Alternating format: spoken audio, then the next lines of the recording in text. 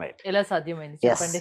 చాలా మంది ఇదే అడుగుతారండి. ఆ! ఎందుకు మీ క్లాస్‌లో సబ్జెక్ట్ కంటే ఎక్కువ రిజల్ట్స్ ఎందుకొస్తాయి అంటారు. అయితే నేను ఒకటి చెప్పాను మేడం. ప్రతి ఒక్కరికి గ్యారంటీ అనేది చాలా ఇంపార్టెంట్. ఇక్కడ నేనేంటంటే ఇప్పుడు 100కి 90% వరకు రిజల్ట్స్ వస్తున్నాయి మేడం. మేమేం పెట్టుకున్నామంటే 100కి 100% ఎందుకు రాకూడదు? అయితే ఛాలెంజెస్ ఉంటాయి. ఒక వ్యక్తిలో రిజల్ట్స్ తీసుకురావాలంటే తన పాస్ట్ ఆపేస్తది. తన కర్మ కానీ ఆపేస్తది. అందరి మైండ్ సెట్ ఒకలాగా యెస్. ఉండదు కదా! అందుకోసం అందరికి 100% రిజల్ట్ అనేది అది ఉండదు నాకు కదా! Biggest challenging madam. ఆ! బట్ ఏంటంటే ముందుగా మీరు ఇందాక అన్నా చూసారా? అందరి మైండ్ సెట్ ఒకలాగా ఉండదని. బట్ నేనేం చేస్తానంటే మైండ్ సెట్ హైలా రిచ్ లెవెల్‌లో ఉండే విధంగా మేము ట్రైనింగ్ ఇస్తున్నాం. అంటే successful of mind set, poor mind set, rich mind set 2 ఉంటాయి మేడం. క్లాస్‌లో అటెండ్ అవ్వడానికంటే ముందు వారి మైండ్ సెట్ ఏందంటే నాకు ఇక్కడ ఒక చిన్న డౌట్ అడగొచ్చు అడగండి కదా! అడగండి అంటే మీ క్లాస్ లో ఒక 100 మెంబర్స్ ఉన్నారనుకోండి. మీ మ్మ్. క్లాస్ లో 100 వాళ్ళది ఒక్కొక్క మైండ్ సెట్ ఉంటుంది. అవును. అందరినీ ఎలా స్ట్రాంగ్ గా మార్చగలరు ఎస్. మీరు? అట్స్ మ్యాజిక్ అని అయితే నేను ఏం చేస్తానంటే చూడు మేడం మంచి విత్తనాలు ఎంత ఇంపార్టెంటో సాయిల్ కూడా అంత ఇంపార్టెంట్. భూమి ఇంపార్టెంట్. అంటే నేల కూడా చాలా ఇంపార్టెంట్. మన మనోక్షేత్రం అనేది చాలా శుద్ధి చేపిస్తాను మేడం. ఫస్ట్ థింగ్ ఈజ్ నేను అక్కడ నేర్పించినటువంటి మెడిటేషన్ పద్ధతి ఏంటంటే టీటా స్టేట్ ఆఫ్ మెడిటేషన్ నేర్పిస్తుంటారు. అంటే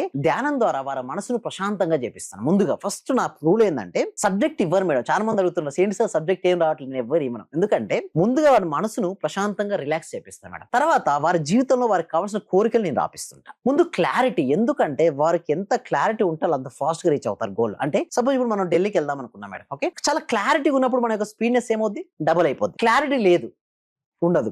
సో ఇక్కడ నేను ఏం చెప్తాను, ఇందాక అన్నట్టుగా డిఫరెంట్ మైండ్ సెట్ పీపుల్స్ వస్తారు కదా మీకు. బట్ ఎలా రిజల్ట్స్ అనేది పాసిబిలిటీ అవుతాయని మీరు అంటున్నారు.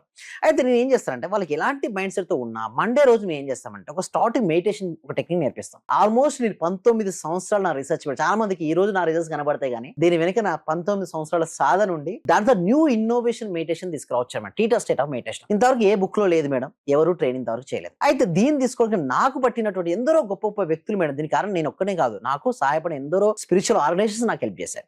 అనాపాన, విపాసన, క్రియాయోగ, రాజయోగ ఇలా చెప్పుకుంటూ పోతే చాలా మెడిటేషన్ పద్ధతులు ఉన్నాయి madam.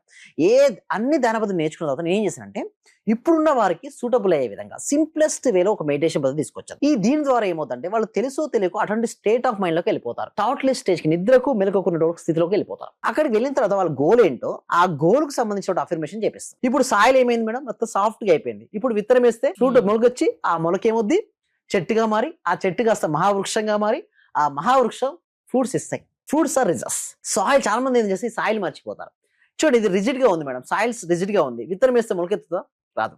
So soil softness first మేము చేసేది ఏంటంటే ధ్యానం ద్వారా వారి మనసును ఒక రిలాక్సేషన్ స్టేట్ కి తీసుకొస్తాం. తీసుకొచ్చిన తర్వాతే వారికి అది ఇవ్వడం జరుగుతుంది.